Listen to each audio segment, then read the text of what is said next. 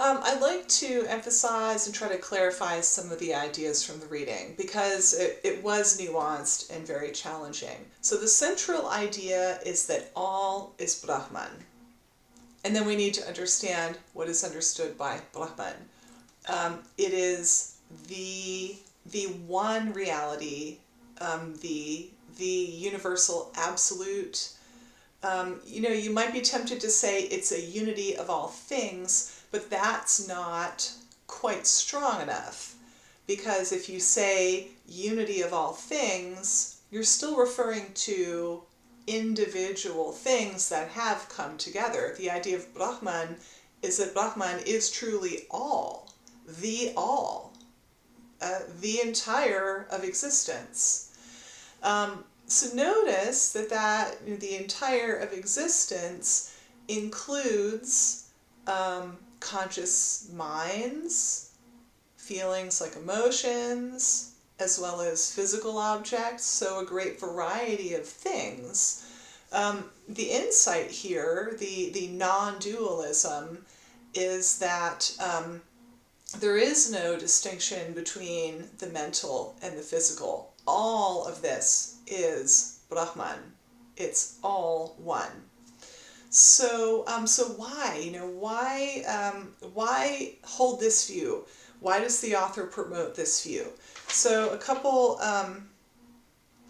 he says, as a quote, that Brahman is that which is permanent in things that change. Let's think about our reality for a moment and think about what occurs over time. All sorts of changes over time. Trees grow where there wasn't a tree before. Other trees die. Buildings go up. They come down. Rivers move. If we're talking about years, decades, and centuries, rivers can change course. If we look at the bigger picture, continents drift apart or come together.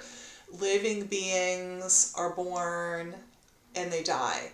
So when we take that bigger picture and look at a longer timeline and we ask, what's the ultimate reality here that's exhibited? The Indian non-dualist view says, there's something that stays the same, which is the foundation for all those changes. That's Brahman. It makes all those changes possible. But notice if we just said our world is a collection of objects, of individual objects, then in 10,000 years, we might have a completely different world because all the objects would be different. There aren't many objects that exist now that are going to exist in 10,000 years. I guess the planet Earth, the planets and the sun, but even they will have different properties by that time. They will have changed shape, at least subtly.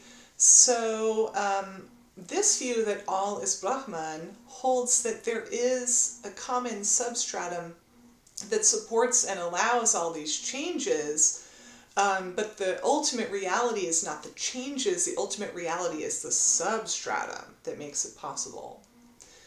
Think about the nature of some of these changes, like a woman who's pregnant eats food, vegetables, rice, meat, if you're a meat eater, all this food, and it grows into a baby. So an apple that you eat is not a baby, right? These are two different things. Okay, we like to say two different things, but according to the Indian non-dualistic view, the apple and the baby are just two manifestations. They're two ways that Brahman can appear. But the reason that the apple can nourish the woman and turn into a baby is because there's really no fundamental difference between the apple and the baby. There's an apparent difference, but not a fundamental difference. So let's talk more about apparent differences, because look, all right, get ready for a loop. Okay, here's a loop. We've been talking about it earlier in the unit, appearance and reality, and W means Western. So in the Western view, the way the appearance reality distinction plays out is that it's a distinction between the mind and matter. Now, in the Indian view, there's also a kind of distinction that they talk about, but it's really, there's a twist here, it's really different. So here's the Indian view marked by I. On the one